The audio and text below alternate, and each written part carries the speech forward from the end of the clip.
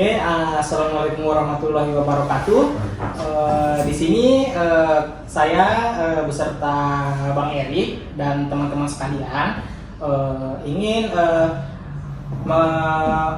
mempresentasikan gitu, atau mewawancarai salah satu pelaku usaha, yaitu bergerak pada bidang F&B, yaitu adalah di sini setelah hadir Bang Erik. Jadi ini Bang, langsung saja ya, tidak lama-lama. Di sini kami ingin menanyakan mengenai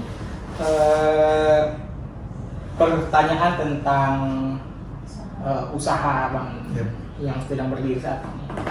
Yang dimana kita telah tahu di sini Bang menjalankan usaha coffee shop. Jadi kami boleh tahu nggak Bang sedikit tentang bagaimana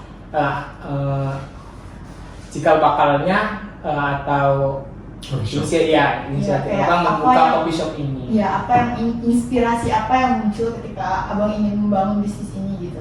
Ya, inspirasi. Iya. Ini lama nih ceritanya, boleh? Boleh. Jadi awalnya kami itu punya yayasan, sampai sekarang sih, Yayasan Perahu Nusantara namanya. Yayasan yang dibentuk untuk membantu mendampingi teman-teman di pesisir pantai. Jadi untuk masyarakat nelayan, untuk keluarga nelayan. Hanya memang di tengah-tengahnya berdiri yayasan, kita menghadapi COVID-19. Di situ donatur mandek, hancur ya. Mau usah donasi ke yayasan untuk makan aja kurang.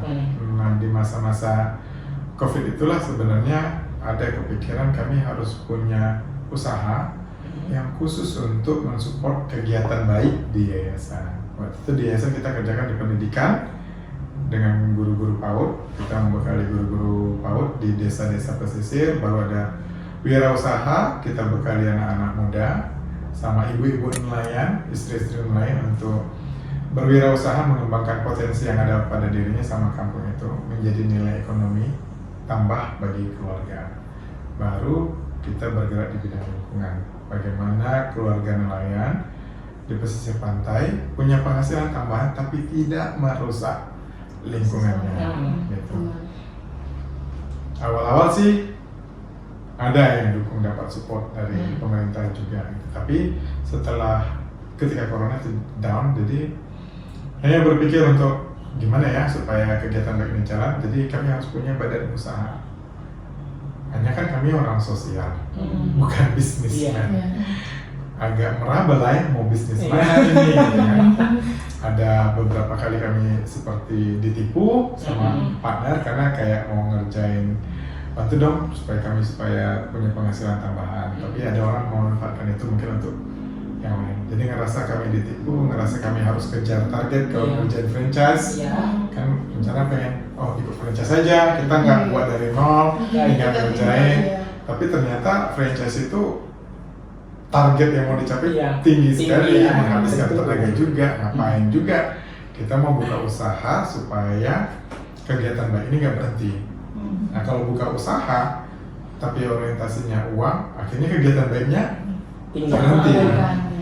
Jadi yang kami jalani waktu itu kepikiran, muncul ide ya bikin kafe, karena kami juga butuh bangunan untuk kantor yayasan.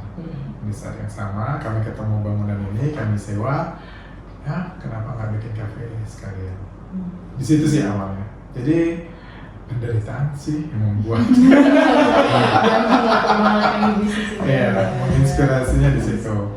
Tapi bagaimana supaya kami punya dana, jadi kafe ini 100% marginnya, keuntungannya itu untuk kegiatan baik di pesisir pantai setelah gaji karyawan ya. Jadi dia fokus untuk mendukung kegiatan yayasan. Jadi kafe ini bukan memperkaya satu orang. Gitu. Banyak orang berpikir, oh ini ownernya berarti dia yang gini-gini. Nah, jadi kita memang dari awal niat membangunnya itu untuk kegiatan yayasan perahu. Hanya memang terbalik ya, biasa orang punya perusahaan dulu baru bikin yayasan. Kami orang yang sok paten kali. Buka yayasan dulu baru kepikiran butuh dana. Gitu. Itu sih. Berarti tidak serta merta hanya ingin mencari uang saja gitu Ya, not money oriented. Dan next boleh saudari Sherly ingin menanyakan kepada Bang Erik mungkin. Saya pertama kali apa langsung mau membahas tentang kayak kegiatan kan tadi juga ada acara gitu kan. Dan juga banyak tadi ada juga saya kayak ngeliat yang ada di Instagram gitu kan, ada beberapa kegiatan atau event yang diadakan di cafe ini gitu.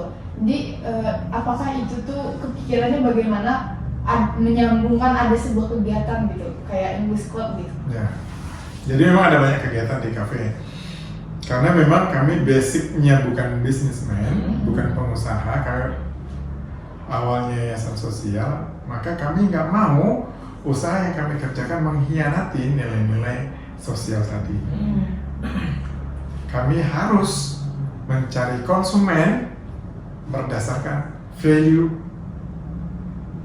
yayasan sosial tadi. Jadi kami nggak lari kepada mengundang selebgram, kami nggak lari kepada live music yang hura-hura. Pertama memang selebgram mahal, kami nggak sanggup. Baru live music juga butuh properti yang lumayan. Ya. Tapi memang itu berproses agak rumit, pasti ada naik turunnya, semua bisnis saya pikir mengalami itu ya.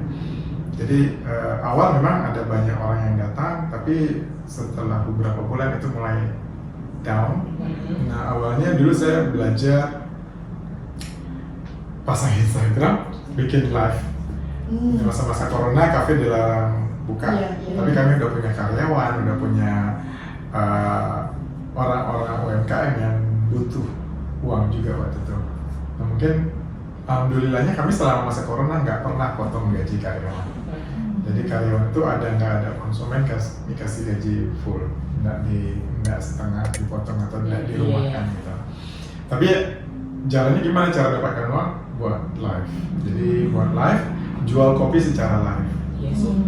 Nah sesudah itu beberapa teman-teman, kenapa cuma live jualan sih? Kasih nilai sesuatu lah, kasih nilai itu, ajak kolaborasi siapa gitu, ngobrol, cerita gitu. Baru kemudian dapat inspirasi itu kita ngundang teman-teman perawat waktu itu yang menghadapi langsung pasien, kami undang untuk live bersama gimana sih, apa sih yang dirasakan para perawat selama masa COVID, bagaimana tanggapan masyarakat yang mereka. Waktu itu ada perawat yang diusir dari kos-kosannya karena dianggap berhubungan dengan pasien COVID. Nah, baru ada beberapa pengusaha kafe yang juga mengalami keterpurukan, kami undang untuk berbicara. Kami undang juga pihak kepolisian yang waktu itu pihak kepolisian atau Satpol PP yang waktu itu dianggap musuh pengusaha karena suka menyuruh kafe itu. Kami undang mau biar teman-teman bisa melihat dari segala sudut pandang. Kadang kita menyalahkan satu orang tanpa kita tahu apa sudut pandangnya. Kami undang juga petani kopi. Jadi awal dari situ baru kemudian bergabung dengan sekolah dari Mentawai, mereka punya karya, kita jual karyanya juga. Jadi kolaborasi dengan banyak orang itu menarik. Nah di situ awalnya, baru kemudian dapat ide bikin English Club karena kita juga punya kelas bahasa. Nah Yayasan Peran Nusantara ini punya kelas bahasa Indonesia dan kelas bahasa Minang. Karena ada bahasa Minang juga. Iya.